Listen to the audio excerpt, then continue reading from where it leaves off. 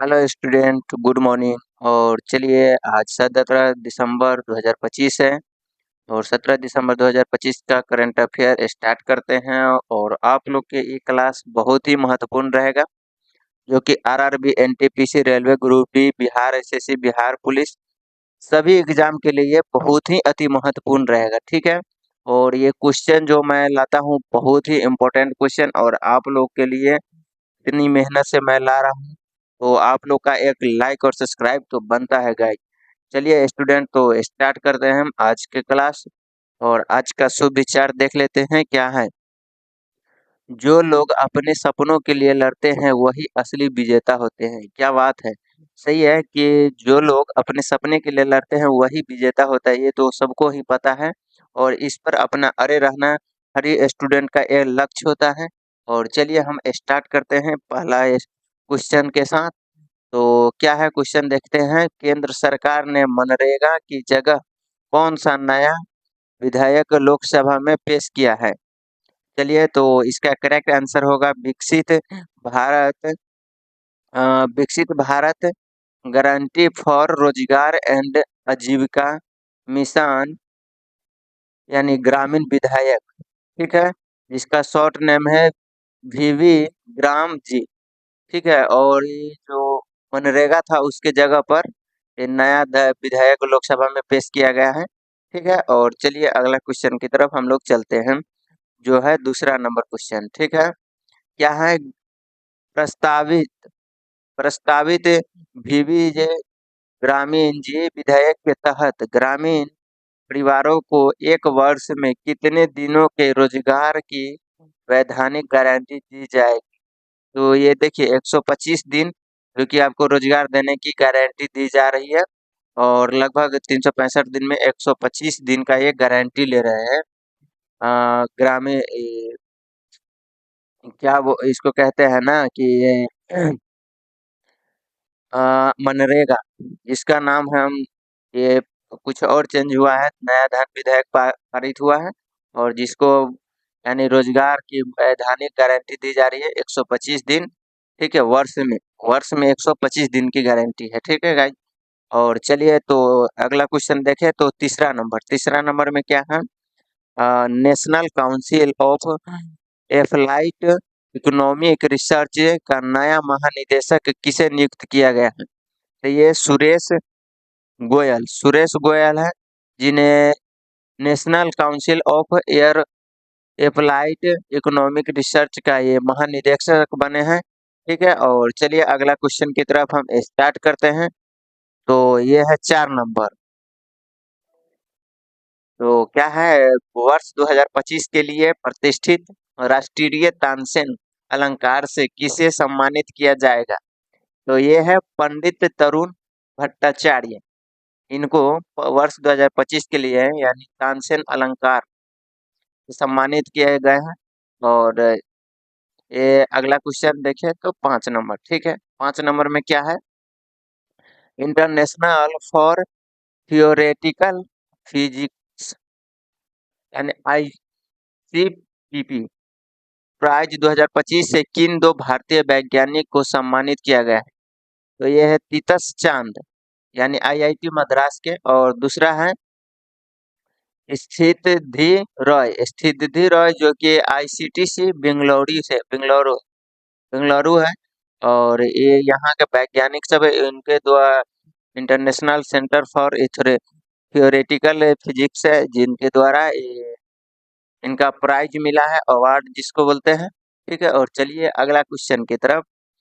तो गाइज, आप लोग को एक मैं बात बताना चाहता हूँ, जो कि आप लोगों को बहुत अच्छा लग रहा होगा क्लास, तो आप लोग लाइक और सब्सक्राइब करिए, ताकि जो भी मैं करंट अफेयर इम्पोर्टेंट ला रहा हूँ और बहुत ही इम्पोर्टेंट एग्जाम के व्यू से बहुत ही इम्पोर्टेंट जो मैं कह नहीं सकता, और जो आप लोग क्लास करते हैं उन लोग को पता ही होगा कि ये क्वेश्चन आपको हर प्रैक्टिस सेट में आप कभी कभी प्रैक्टिस सेट जो नया नया आ रहा है उसको आप दे के देखिए और करेंटली और एग्जाम दीजिए, आपको कैसा लग रहा है वो आपको पता चल जाएगा कि कितना स्कोर आपका इंक्रीज हो रहा है। ठीक है। तो चलिए हम स्टार्ट करते हैं अगला क्वेश्चन की तरफ, ज़्यादा टाइम नहीं वेस्ट करते हुए, क्योंकि बहुत कम टाइम में हम लोग अच्छा से अच्छा क्वेश्चन का प्रैक्टिस करने का कोशिश में रहते हैं। ठीक है। और चलिए 6 नंबर देखें। तो निशानेबाजी चैंपियनशिप में महिलाओं की 25 मीटर पिस्टल स्पर्धा में किसने स्वर्ण पदक जीता है? ये मनु भाकर।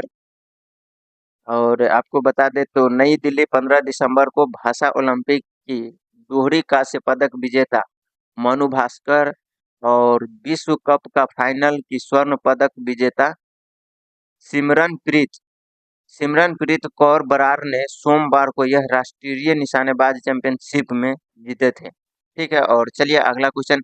ठीक है गाइज, आपको जो हम फैक्ट बोलते हैं और वो आप लिखते चले जाइएगा, कुछ ऐसा है। ठीक है, और चलिए अगला क्वेश्चन हम देखें तो 7 नंबर, वाणिज्य मंत्रालय के आंकड़ों के अनुसार नवंबर 2025 में भारत का व्यापार घाटा घटकर कितने हो गया है? तो ये देखिए 6.6 बिलियन।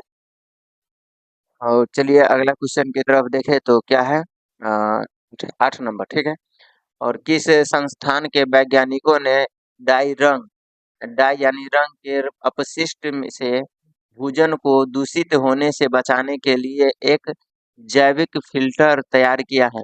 ये हरकोट बल्टर प्राविधिका विश्वविद्यालय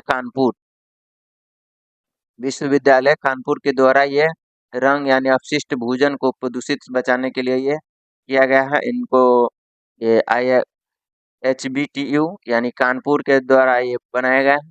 ठीक है, और अगला क्वेश्चन देखें तो क्या है, 9 नंबर, भारतीय सेना द्वारा 10 मई को ऑपरेशन सिंदूर के दौरान मार गिराए गए तुर्की के सशस्त्र ड्रोन का क्या नाम था, जिसे हाल ही में प्रदर्शित किया गया है? तो ईहा, जो कि उस ड्रोन का नाम है ईहा, और 10 मई को ऑपरेशन सिंदूर के दौरान ये मार गिराया गया है।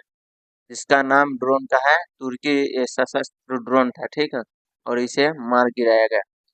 ठीक है, और चलिए अगला क्वेश्चन देखें तो 10 नंबर, भारत सरकार ने शांति विधेयक के माध्यम से किस वर्ष तक 100 मेगावाट परमाणु ऊर्जा क्षमता प्राप्त करने का लक्ष्य रखा है? ये 2047 तक। ठीक है, और 2047 तक ये परमाणु ऊर्जा क्षमता प्राप्त करने का ये लक्ष्य रखा गया है। और चलिए इस पर काम भी चल रहा है बहुत तेजी से, हमारा भारत बहुत जल्दी ये हासिल करेंगे। ठीक है, और चलिए IPL 2026 मिनी ऑक्शन के लिए विदेशी खिलाड़ियों की अधिकतम फीस कितनी निर्धारित की गई? ये 18 करोड़। IPL 2026 मिनी ऑक्शन के लिए विदेशी खिलाड़ियों की अधिकतम फीस कितनी निर्धारित की? 18 करोड़। समझ रहे हैं दोस्तों, 18 करोड़ यानी IPL मिनी ऑक्शन के लिए विदेशी खिलाड़ी के लिए है। ठीक है, और चलिए अगला क्वेश्चन देखें तो क्या है, 12 नंबर में क्या है, पंजाब सरकार ने हाल ही में किन 3 शहरों को पवित्र शहर का दर्जा दिया है? तो ये अमृतसर, तलवंडी साबो और श्री आनंदपुर साहिब।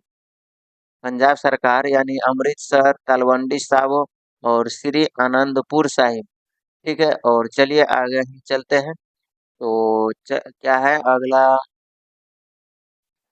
बीज भी जीग्राम जी विधेयक के तहत सामान्य श्रेणी के राज्यों के लिए केंद्र और राज्य के बीच फंडिंग पोषण वित्त पोषण के अनुपात क्या है निर्धारित किया गया है? तो ये है 60:40 यानी केंद्र और राज्य दोनों को अनुपात ये है। ठीक है, केंद्र का 60%, 60 और राज्य का 40, तो ये दोनों का अपना अनुपात है। और चलिए अगला क्वेश्चन देखें तो 14 नंबर में हम चलते हैं तो क्या है, राष्ट्रपति द्रौपदी मुर्मू ने हाल ही में विजय दिवस के अवसर पर राष्ट्रपति भवन में किस विशेष दीर्घा का उद्घाटन किया गया है? तो ये परमवीर दीर्घा है, इसको उद्घाटन किया गया है, जिसके द्वारा राष्ट्रपति द्रौपदी मुर्मू के द्वारा किया गया है, और ये भवन का उद्घाटन किया गया है।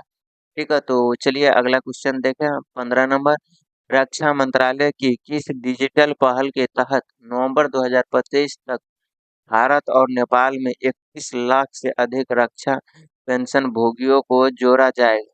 तो ये स्पर्शा स्पर्शा है, जो कि ये रक्षा मंत्रालय की एक डिजिटली पहल है, जो कि नवंबर 2025 तक भारत और नेपाल के 21 लाख से अधिक रक्षा पेंशन भोगियों को जोड़ा गया है।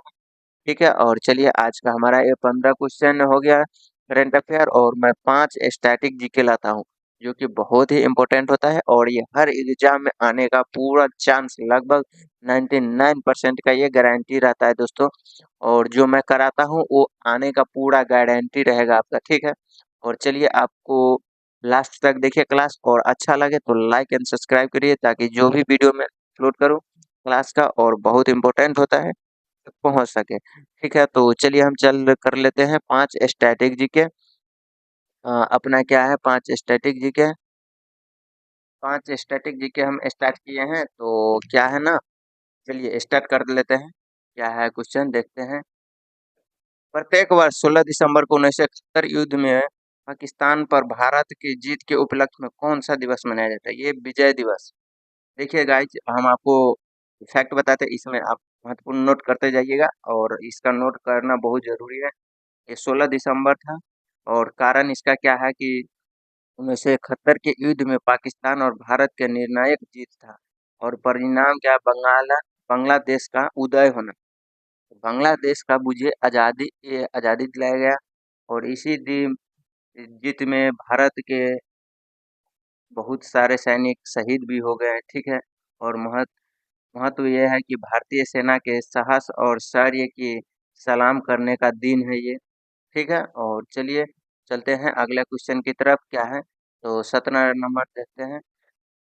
ठीक है, 17 नंबर में क्या है, इस शहर को लोकप्रिय रूप में एशिया का ड्राइट और भारत का ऑटोमोबाइल राजधानी कहा जाता है। चेन्नई है, जो कि यहाँ से लगभग लगभग 60% ऑटोमोबाइल यानी कि यहाँ से ट्रांसपोर्ट होता है और बनाया जाता है। यहाँ पर बहुत बड़ा उद्योग है, ठीक है। एशिया का लगभग 60%, ठीक है। और चलिए हम अगला क्वेश्चन की तरफ देखते हैं, तो क्या है, भारत की आकस्मिकता निधि का संरक्षण कौन होता है? आकस्मिकता निधि का संरक्षण जो होते हैं हमारे राष्ट्रपति जी होते हैं साहब। और इसका बताएं तो, और अनुच्छेद किसमें होता है, तो अनुच्छेद 267 के तहत ये आकस्मिकता निधि का संरक्षण होता है राष्ट्रपति, 267 अनुच्छेद, ठीक है, याद रखिएगा गाइस। और प्रशासन यानी वित्त विभाग के आर्थिक मामलों के विभाग होते हैं इसके संरक्षक।